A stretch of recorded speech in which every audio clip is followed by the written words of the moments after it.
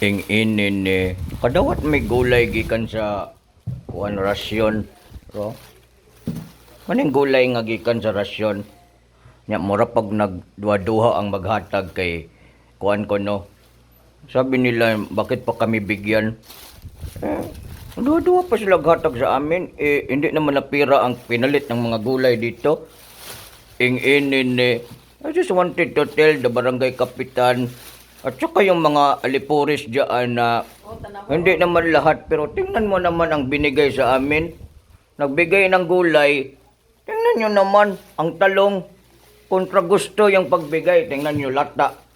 Manawagan ako dito sa barangay namin oh.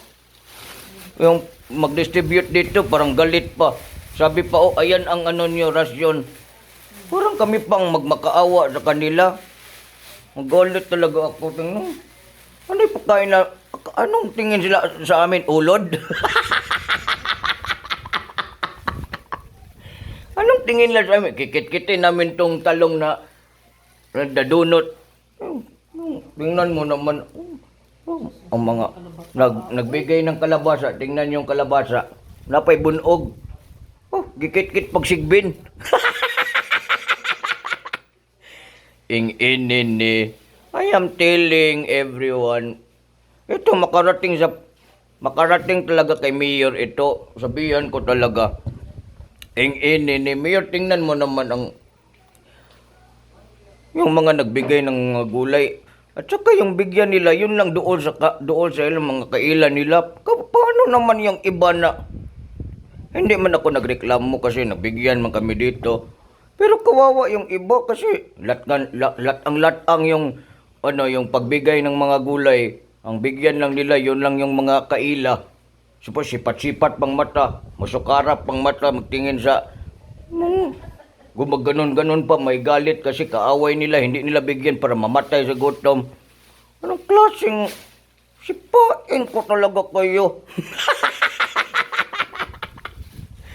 Ing-inin ni, walang, sa panahon na ganito, gumagawas talaga ang ugali ng Pinoy na yung mga swapang at saka mga dalo. Oh, paano yung mga iba dyan? Kawawa yung iba, walang makain. At saka yung mga binigyan nung sa ayuda, yung mga ipang-distribute, hindi man ma-distribute kasi yung iba hindi man nakarating ang rasyon. At saka hindi man yan mamonitor kasi yung iba dyan, may mga hidden agenda. Yung mga senior, sabi may madawat na pera. Walang nadawat. Sana yung pera na ipang ng mga DSWD, ng mga government, saan napunta yun? I am telling everyone, kailangan ito, maimbestigahan ito. Ganito na nga ang problema ng mundo, may virus.